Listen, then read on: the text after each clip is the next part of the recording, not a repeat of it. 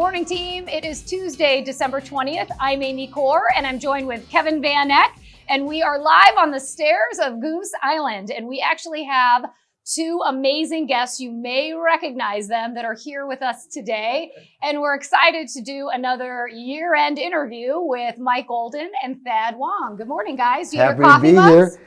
Coffee? What do you got in there? You know I'm not telling. Okay. Cheers. What do you think? Is it Cheers. coffee or is it lemon water?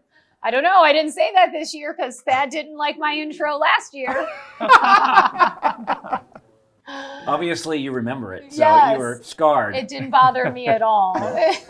Carrying some baggage, Amy? You want to let it out before the end of the year? Yes, right. No, I'm good. I've got my coffee, a little bit of cream inside, and I'm ready to go. So let's kick off a nice little interview with the two of you. You ready? We're always ready, Amy. All right. Born All right. ready. First question. Okay, here we go. 2022. It is almost a wrap. Tell me, Thad, we'll start with you. What are you most proud of looking First back of all, at it's this year? crazy that 2022 is a wrap.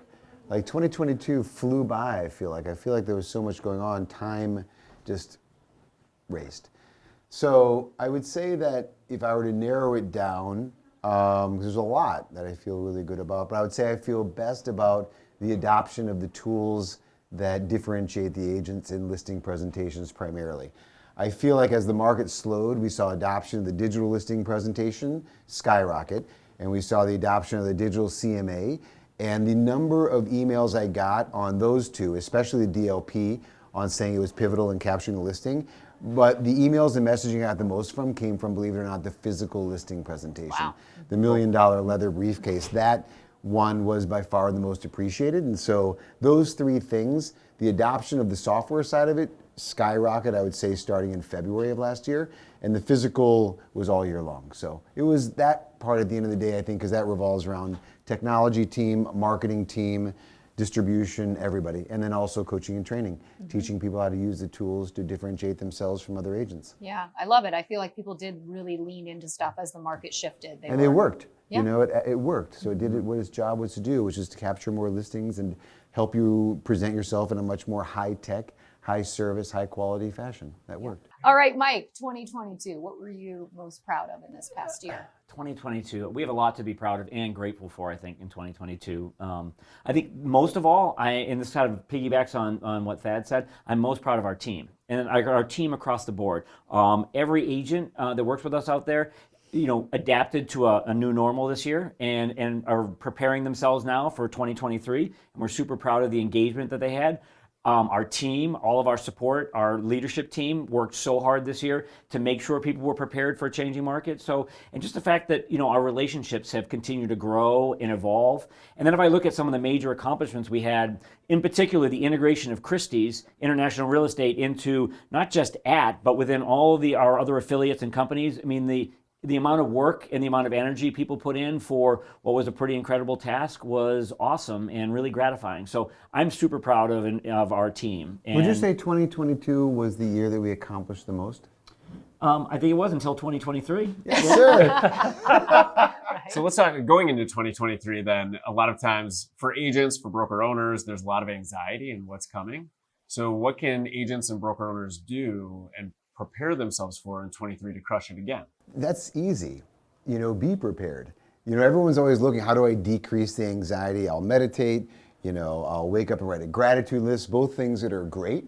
But really, what do you do to take away the anxiety is you outperform your abilities. How do you do that? By preparing yourself for next year, by not wasting time, by saying, okay, over the next, call it 8 weeks until the spring market is in full gear, I'm going to allocate 3 hours a day towards prospecting, CRM development, shooting videos, perfecting my DLP, doing everything I can so when I'm on call and somebody reaches out to me that I just have everything ready to respond, and that I've been prospecting, celebrating the holidays, acknowledging people, and knowing that come February 1st that I put myself in the best position to succeed, and I have no regrets about the way I spent my time over the past 8 weeks.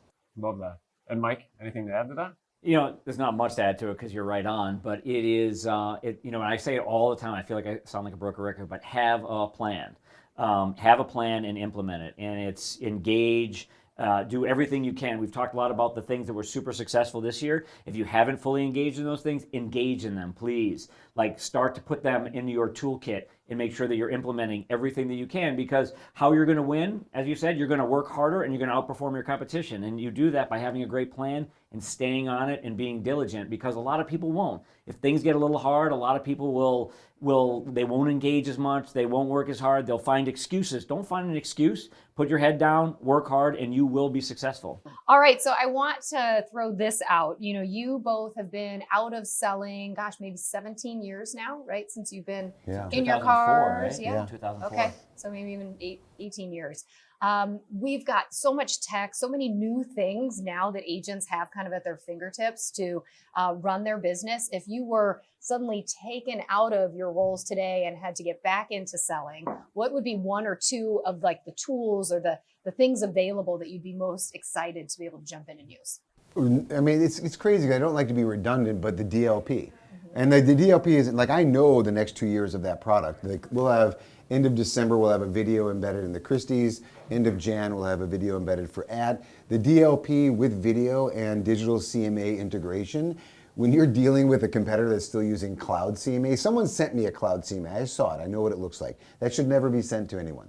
And so if that's what your competition is sending, having those tools to differentiate yourself, and I would say the part I would be most excited about, I don't lean a lot into social media, but I would start. Like I would, if I had the time, I would really enjoy doing it, and I just don't have the time, but I would use Instagram and TikTok to the best of my ability in a very professional, engaging, entertaining way. And I think that would add to the creativity and the fun that I would look for in weaving that into the business. And you, Mike, TikTok dances, is that what you would be doing? Unfortunately, you saw some of my dances over COVID, so that might actually hurt my business. Well, first of all, I would be spending a lot of time with you, Amy, and your team, really understanding every program that we have. No, but I would really want to understand all the different programs that we have and make sure that I could then find the ones that I'm going to focus on the most, because you can't do everything.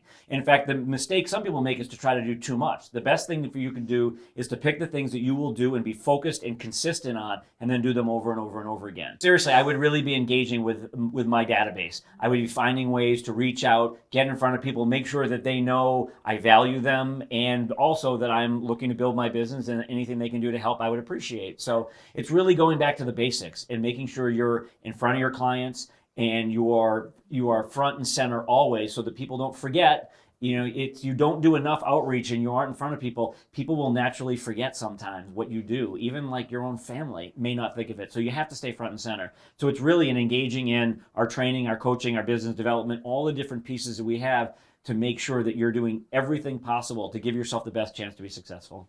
Awesome. Yeah, and like you said, it's back to the basics. Like that's kind of the key words going into 2023.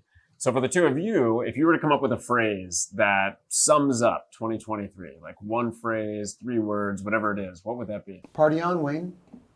Okay. It's a good one. Party I on. think it's going to be a party. I think 23 is going to be, I want to say it's going to be significantly less significant from a negative, impactful standpoint than many people are talking about. And there will be a tremendous amount of Opportunity. people just need to pay attention and be prepared. But it's going to be a strong year. I do believe that. I might be the only person who believes that, but I'll stick by my perception. All This is right. the optimist. And even if there are challenges, that actually creates more opportunity. Because when it's easy, everyone's doing it. And when it's hard, that's when the true professionals shine. So to me, I look at 2023, even if it is challenging, as an enormous opportunity for people to build market share, build their business, and really crush the competition. So that's when you can distinguish yourself. So to me, I'm excited about 2023. I don't think it's going to be as bad as maybe some people think it's going to be, but I think it'll be challenging. But that could be the best That's thing. huge opportunity, because when most people feel challenged, they get back on their heels. That's the best time to dominate market. Yeah. Yep. Lean in. Invest. Be roll ready. out. Yes. Yeah. Ready? You got to invest. You got to invest. You got to invest. Because when everyone else is pulling back and saving their resources, you got to go all in and invest and push more. Yeah. Yeah. I like it. All right, I'm shifting gears a little. It is the season of gift giving and gifting and the holidays. So, Thad, I'll go with you first. What gift are you most excited to give this year? You know what? I bought my son a pair of sunglasses that I'm just getting the lenses in right now, and I think he's going to love them. Awesome. Yeah. And so I've got some cool things for the kids. I got a fun thing for Emily. But yeah, giving is much better than receiving. That's my favorite. I Yeah. actually like watching. Yeah, and you think about the things that you hear throughout the year that they really like, or they saw something that they really loved, and you go back and you get it, and they're like, "Oh, I forgot about that." That's fun. That's awesome. That's cool. So for me, as my kids get older, it's actually harder to find like things to surprise them. You kind of know what they want, and then it's like, oh, yeah, I expected that. But one of the things we've been talking about in our family anyway is experiences. And so we've got a couple of cool things planned for the kids, and that's the thing I'm most excited about. It's kind of do something. You have planned? I'm for my daughter who's turning 17. Taking some of her and her friends for like a long weekend, and I think that'll be really cool. Down to the Dells? Oh yeah, and then it's actually up to the Dells, and then we're gonna swing down to like Branson, Missouri, and see the biggest ball of twine. It's a big, 17-year-olds get into that kind of stuff. So, and I'm doing a trip with my son to Austria, which is gonna be kind of cool for like a week. Yeah, it's gonna be super fun. Yeah, nice. So I'm excited about that. So that's gonna be more of what we're doing this year. That's cool. Experiences are great because you get to spend time together too. Yeah, and it's memories. It's creating great memories. Yeah. No one's going to remember that they got the iPhone 27, Right. So, It's not out yet. Yeah. That would be incredibly memorable if you got that this year. well, you never know. All right. Well, I hope that you heard enough from all of us today. We were really excited, Kevin and I, to bring That's right. Mike and Thad back to talk with us and rap about 2022 and all the things we can be ready for next year. So thank you for joining us this morning. We hope you have an amazing holiday season, and we'll look forward to seeing you next year in 2023. But remember, until then, everybody with your coffee mugs. Hello, You Kevin ready? and Amy. No, you know what we say. What? You got this. You Try got it. this. You got this. You've got this. You got this. You got this. All right. See you next year. Nice. Cheers.